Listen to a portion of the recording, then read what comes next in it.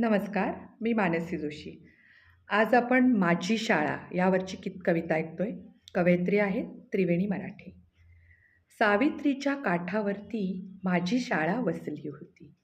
सावित्रीच्या काठावरती माझी शाळा वसली होती. छोटे छोटे वर्ग आमुचे आणिक सुंदर बाग भोवती. तेथे सुंदर झाडे सारी, तेथे सुंदर झाडे सारी वाऱ्यावरती डोलत होती. गुलाबजाई आणि इवली फुले सुगंधी फुलली होती.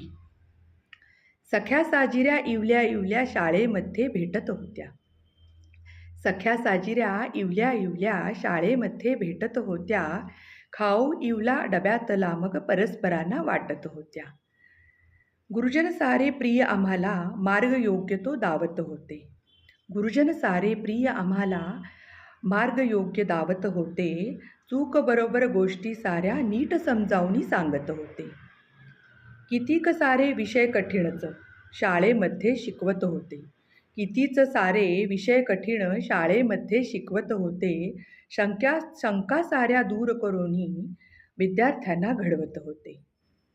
दिवस मजेने शाळेमध्ये बघता बघता सरले होते. दिवस मजेने शाळेमध्ये बघता बघता सरले होते. त्या शाळेचा निरोप घेता भाव अनावर झाले होते. शाळा माझी हवी हवीशी घरासारखी भासत होती. शाळा माझी हवी हवीशी घरासारखी भासत होती. तिथेच जुळली बालपणीची सगळी अल्लड नाती होती. आज मी कधी त्या शाळेच्या वाटेवरून जेव्हा जाते, सय सोनेरी दिवसांची त्या मनी दाटून माझ्या येते. सय सोनेरी दिवसांची त्या मनी दाटून माझ्या येते. नमस्कार.